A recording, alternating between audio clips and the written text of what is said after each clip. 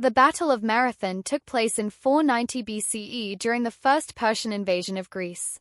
It was fought between the citizens of Athens with the aid of Plataea, and a Persian force led by Datis and Artaphons. This battle marked the culmination of King Darius I's first attempt to subjugate Greece. The Greek army inflicted a crushing defeat on the numerically superior Persian forces, marking a turning point in the Greco-Persian Wars. The first Persian invasion was a response to Athenian involvement in the Ionian Revolt, when the city-states of Athens and Eretria sent forces to support the Ionian cities in their effort to overthrow Persian rule. The Athenians and Eretrians succeeded in capturing and burning the city of Sardis, but were eventually forced to retreat with heavy losses.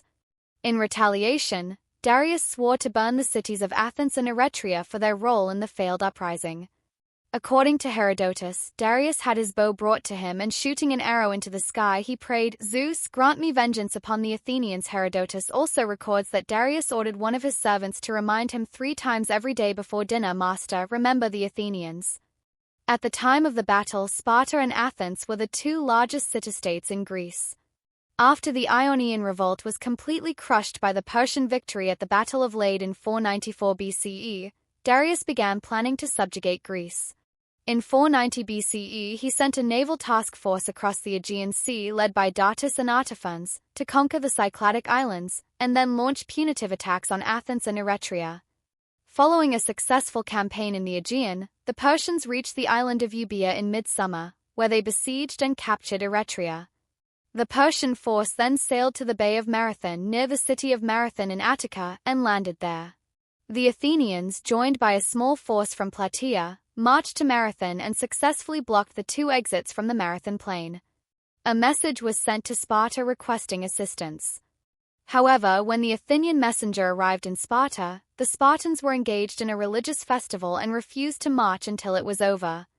The Athenians and their allies chose a battlefield of marshes and hills, which prevented the Persian cavalry from effectively joining the Persian infantry.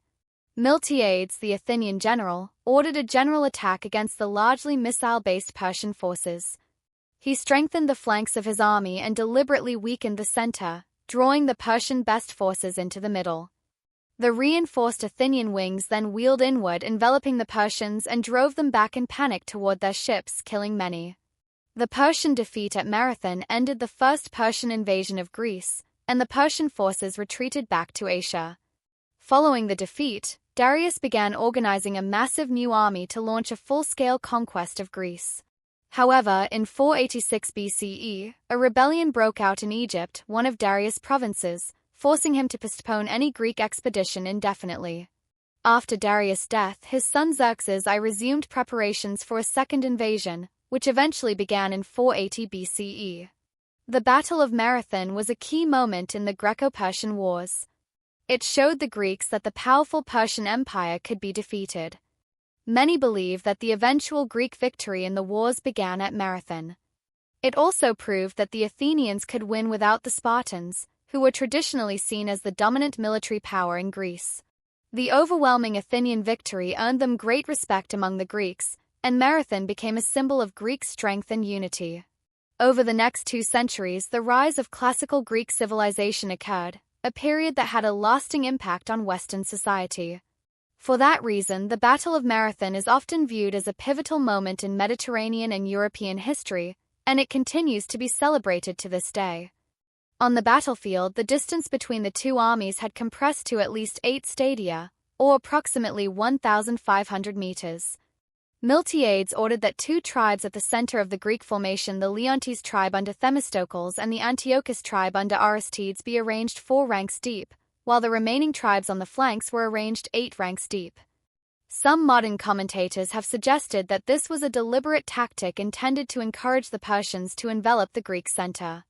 However, such a level of tactical training is not believed to have existed among the Greeks at the time. In fact, there is little evidence of this kind of strategic thinking in Greek warfare until the Battle of Leuctra in 371 BCE. Therefore, it is possible that this arrangement was a last-minute adjustment to extend the Athenian line to match the length of the Persian line, so it would not be outflanked. The Greeks attacked and the lines made contact. According to one account, when the Athenian line was ready, Miltiades gave the simple order to advance at them. Herodotus indicates that the Athenians ran the entire distance toward the Persian line, although given the weight of the hoplite armor, this is generally considered unlikely. More plausibly, the Greeks advanced until they reached the effective range of the Persian archers, about 200 meters, known as the beaten zone, and then ran the remaining distance to engage the enemy. Another possibility is that they ran in broken formation up to 200 meters and then reformed before engaging in combat. Herodotus suggests that this was the first time a Greek army had participated in a battle in this way, possibly because it was the first time a Greek force had faced an enemy composed primarily of missile troops. All of this clearly surprised the Persians, as Herodotus writes. In their minds, they accused the Athenians of madness, clearly suicidal madness, for being so few in number and yet running toward them without cavalry or archers. Indeed, based on the Greeks' prior experiences, the Persians could be forgiven for their disbelief. Herodotus tells us that at Marathon, the Athenians for the first time stood firm when looking at men wearing Median clothing. Up until then, just hearing the name of the Medes had terrified the Hellenes. As the Greeks ran through a hail of arrows thrown by the Persian army, their armor offered them significant protection. The Greek line finally made contact with the enemy. The Greek center was pushed back, and at Marathon the fighting was fierce for a long time. In the middle of the line, where the Persians and the succor were positioned, the foreigners won a breakthrough and pursued inward. However, on both wings, the Athenians and the Plataeans were victorious.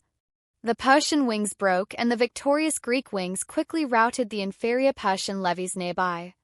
They then turned inward to encircle the Persian center, which had initially been more successful against the thinner Greek center. The Persians were defeated and fled back to their ships. The battle ended as the Persian center panicked under Greek pressure and rushed toward their ships. Some, unfamiliar with the local terrain, ran toward the marshes, where an unknown number drowned. The Athenians managed to drive the Persians back to their ships and captured 7 of them, though most managed to escape by sea. Herodotus recounts that Cynaegirus, brother of the playwright Aeschylus and one of the warriors, rushed into the sea and grabbed onto a Persian trireme, trying to pull it toward the shore. One of the enemy crew saw him, chopped off his hand, and Cynaegirus died.